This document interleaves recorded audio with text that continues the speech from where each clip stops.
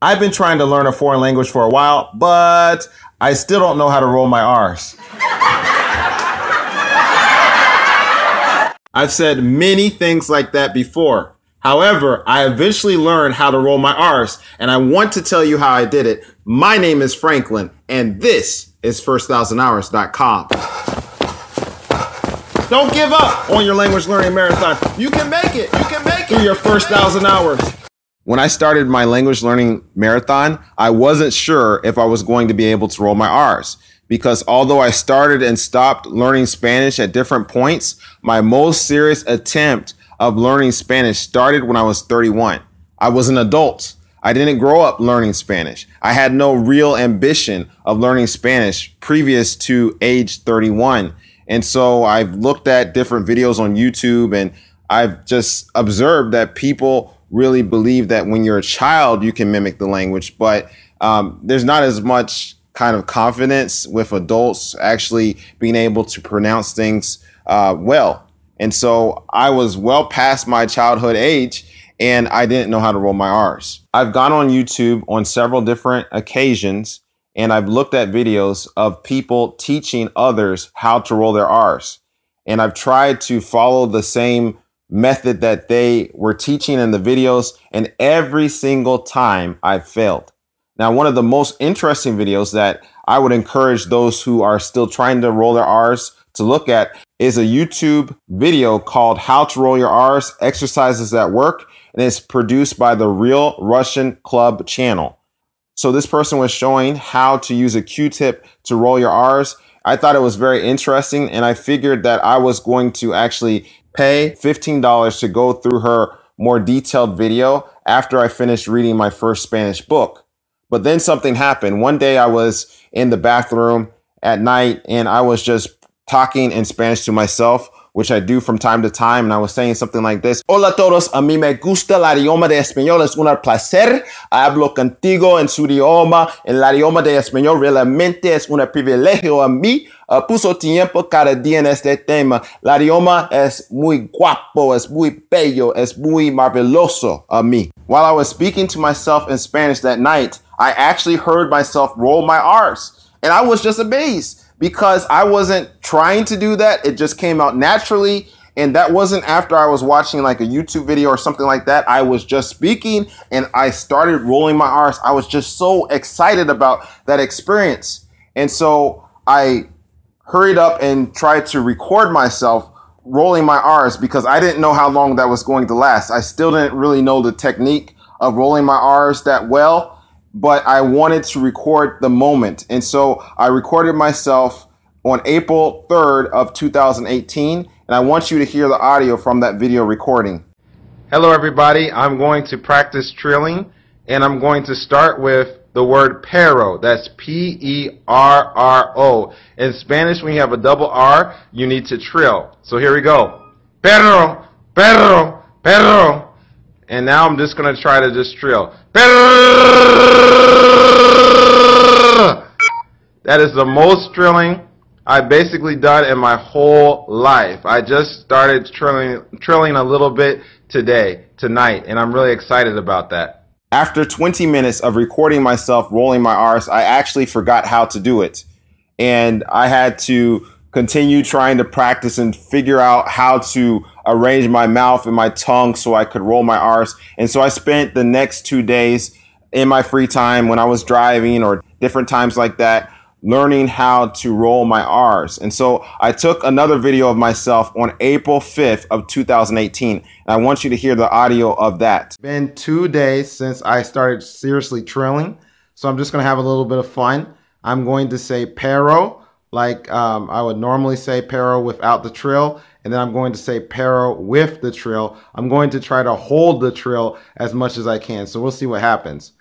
Pero, pero. Pero, pero, pero, pero. Now that's taken some time.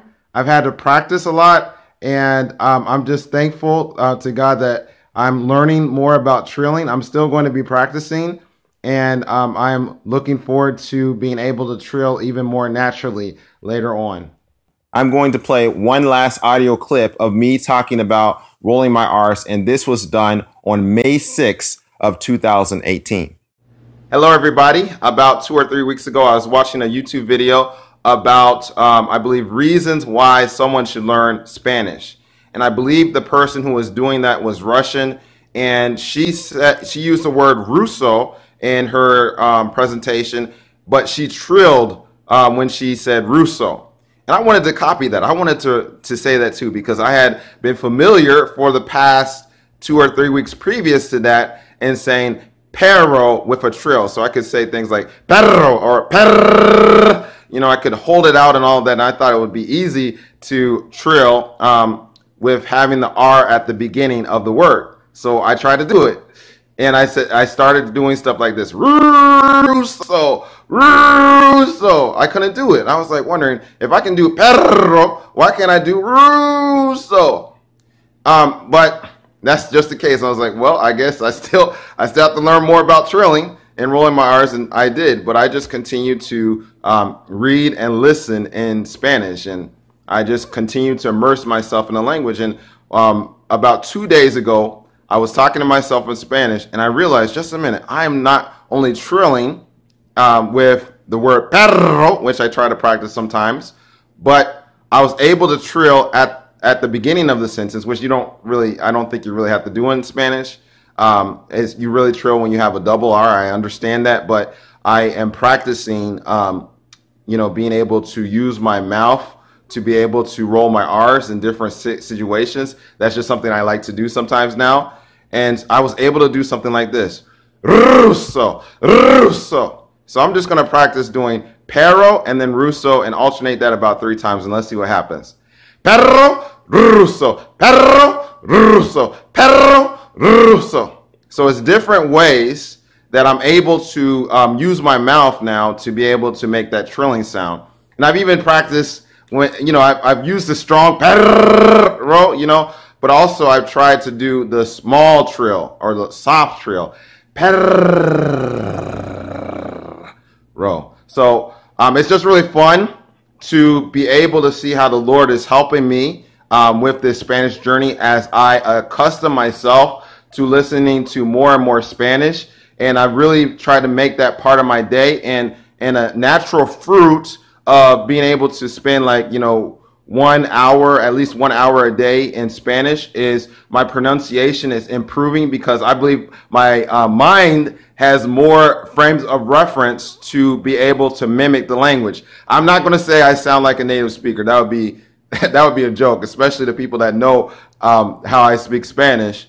But I'm learning and I'm growing, and I'm better today than I was yesterday. So I just wanted to share that with you. And if you don't know how to trill, don't worry about that too much. Just focus on being familiar with the language and really listening to the language and really spending time doing that. And over a process of time, which might, it might take some months maybe, but over a process of time, if you're putting like an hour or so most days in listening to Spanish, I believe that you will find that your pronunciation is going to get better. I think the thing sometimes we try to do is we listen to Spanish for 5 minutes and then we try to sound like a native speaker, and we might get discouraged because we don't sound like a native speaker after spending 5 minutes with the language. But I don't think that's a reasonable expectation. This is Franklin. I'll talk with you later. Bye-bye.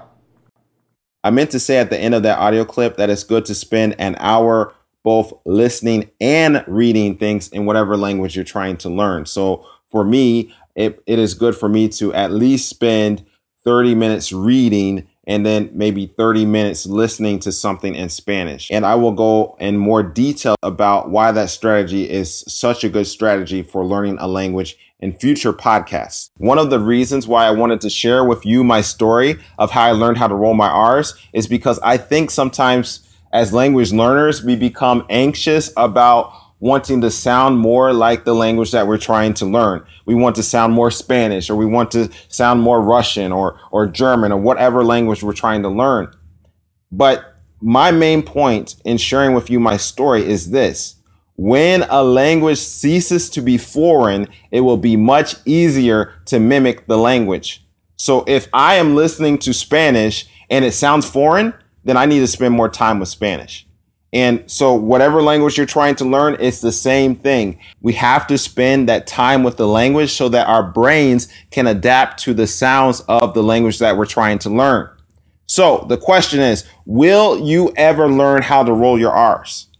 I didn't think I was going to be able to do that. I just was committed to continue to learn Spanish, even if I would never learn how to roll my R's. But the question that's more important than whether or not you will be able to roll your R's or whether or not you will pronounce things better than how you are doing right now is, have you spent your first 1,000 hours primarily reading and listening to your target language?